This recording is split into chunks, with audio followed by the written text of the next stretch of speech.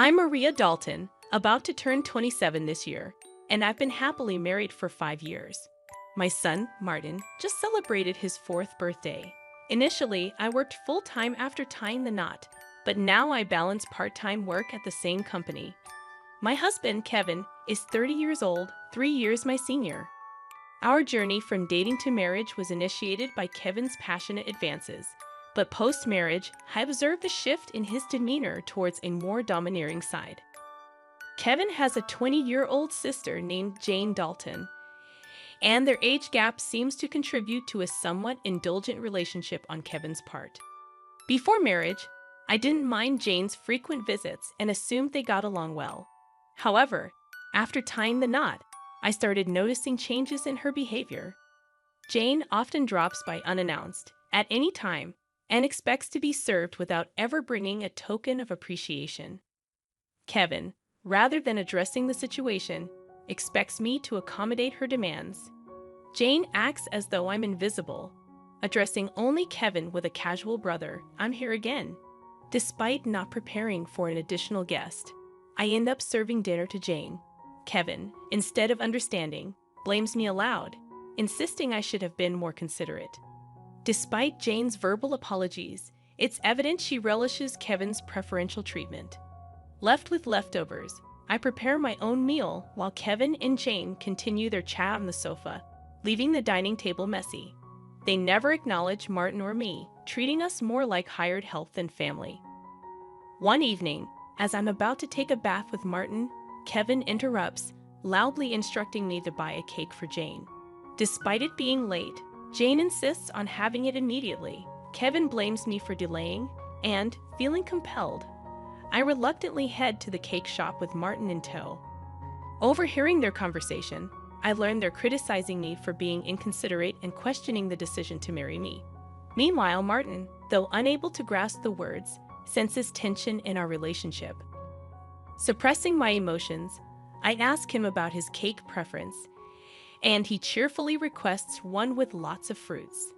Our trip to the cake shop was filled with discussions about cakes, momentarily pushing aside Kevin's earlier words. Martin and I arrived just before closing time, fortunately finding the cake Jane desired.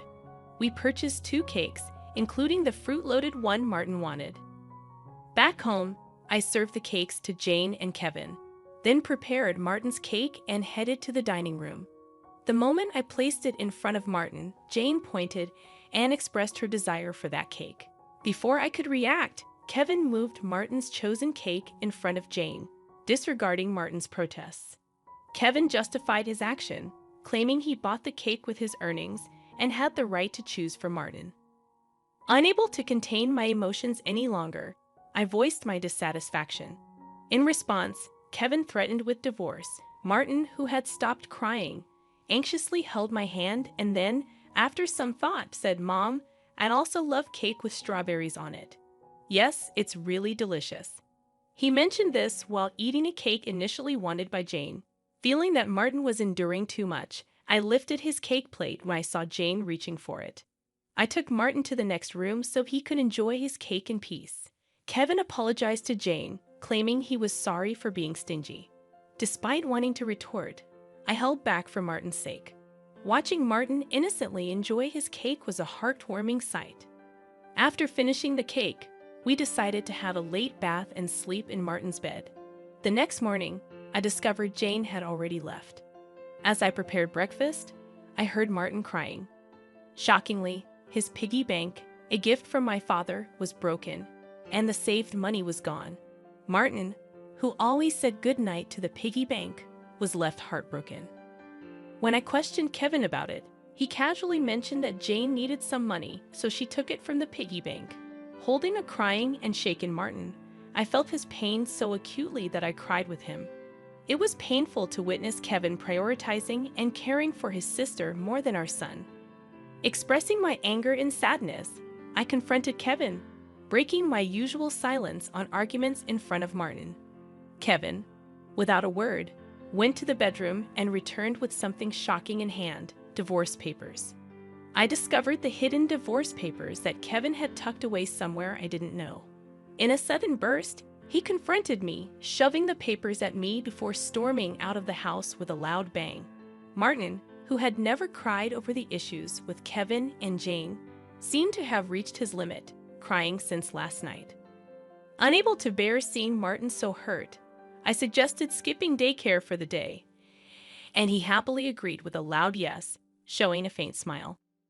We spent the day playing and bonding, with Martin bringing a picture book from the shelf, sitting on my lap, and happily remarking, "The teacher at the nursery today was Mama, right? He looks like an angel." His little heart seemed filled with patience, and I decided to make the day special by taking a day off from work. Despite causing potential trouble at my workplace, they kindly understood the situation and granted me a day off. In the morning, we visited the park, played hide and seek, and had fun in the sandbox and on the slide.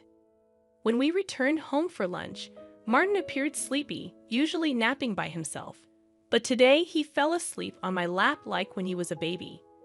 Though I initially thought of doing household chores during his nap, I decided that today was special. Instead, I allowed myself to be healed by his peaceful sleeping face and gentle breathing. However, my serene moment was abruptly interrupted by a noise from the entrance, indicating the front door had opened. As it wasn't Kevin's usual time to come home, I became suspicious and quickly hid in the bedroom closet, clutching Martin. A voice echoed through the house, and to my surprise, it was Jane. Trembling with fear, I listened as she searched for something, expressing frustration over not finding it. Jane then made a phone call, mentioning Kevin and discussing their unsuccessful search. After hearing her lock the front door and leave, I put Martin to bed and contemplated the strange events. I couldn't comprehend why Jane had entered the house and what they were looking for. Suddenly, Kevin seemed like a stranger, and I felt a mix of disgust and fear towards him. Swiftly packing essentials for Martin and myself, we headed to the station and took a train to my parents' house. Fortunately, their home was nearby, just 2 stations away. Although I hadn't contacted them beforehand, my parents sensed something from my expression and welcomed us without asking questions.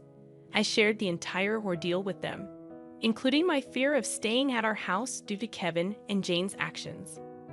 Upon hearing my mother's suggestion that Jane might have been looking for my belongings, possibly cash cards, I recalled my past experience as a successful CEO in the handmade goods industry.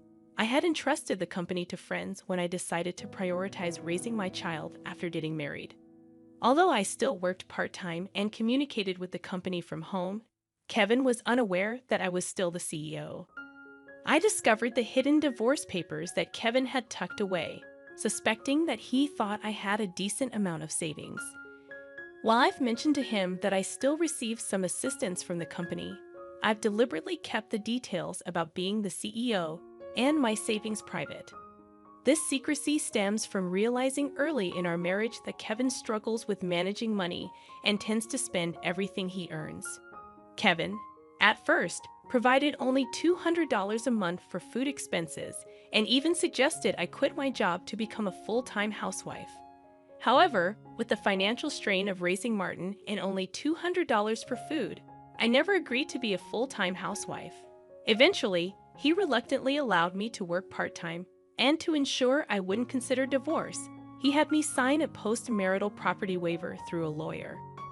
Since Martin's birth, I used my savings for his nursery fees and clothes, as I've only received $200 for food.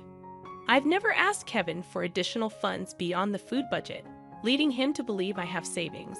Considering Jane's apparent need for money and Kevin's perception of my financial situation, they might be searching for my cash cards. I have a separate savings account dedicated to Martin, with a portion of my salary directly deposited into it each month. Despite their search, they won't find the cash cards, as I always carry my valuables. However, there's still an unsettling issue. Jane might be entering our house even when we're not there, and Kevin may be allowing it. Following my father's advice, I decided to store my valuables, including the cash cards, in my parents' safe. As I pondered their need for money, Martin approached my father, crying over his broken piggy bank and the shattered promise of saving up. My father, angered by Martin's story, vowed to call Kevin. My mother suggested finding out their purpose calmly, as Kevin's mention of divorce might shift blame to us, making the divorce more favorable for him. To ascertain their purpose, I decided to record their conversation, consulting a lawyer who was a friend of my father's. Returning home, I began cooking dinner, keeping my phone screen down to record secretly. Kevin arrived home, surprising me by immediately asking about my cash cards. When I questioned him, he gave vague answers, attempting to deceive me. When I remained silent, Kevin grew agitated and demanded all my part-time money for his sister. Refusing, I explained it was from Martin's savings. In response, he angrily pushed the signed divorce papers toward me, declaring that I was living off his money and didn't need to save for Martin. He even uttered words implying he valued Jane more than our son. Hearing this, I stopped preparing the meal, put the divorce papers in my bag, took Martin's hand, and headed for the door. Kevin, in a loud voice, declared his serious intent for divorce, instructing me never to come back. I responded by stating I wouldn't return to a house where a stranger could come and go freely. After leaving, I received numerous messages and calls from Kevin, which I ignored. Turning off my phone, I sought refuge at my parents' house, sharing the recording and divorce papers with them. Although I confessed to having no love or affection for Kevin, I expressed concern for Martin.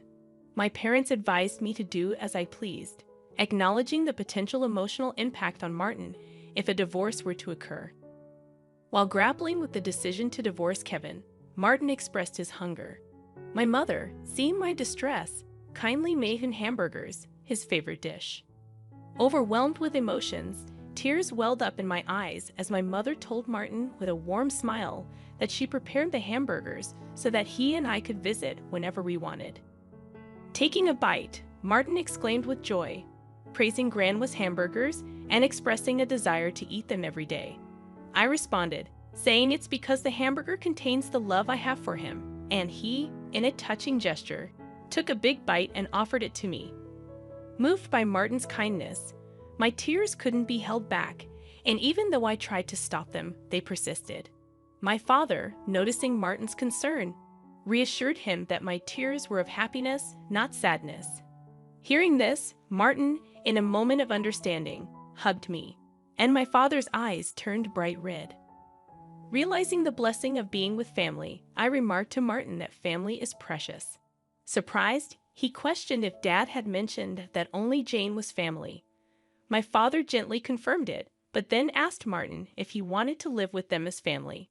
With a laugh, Martin happily agreed, making everyone smile naturally. Despite contemplating divorce, the meal felt so happy that I finally decided to part ways with Kevin. I planned to inform Martin about it, and even though discussing it weighed heavily on my heart, Martin seemed to grasp the situation. Happily, he expressed the desire to live as a family, embracing the pet dog and calling him his younger brother despite the dog being older. Preparations for the divorce began, starting with contacting a lawyer who was a friend of my father.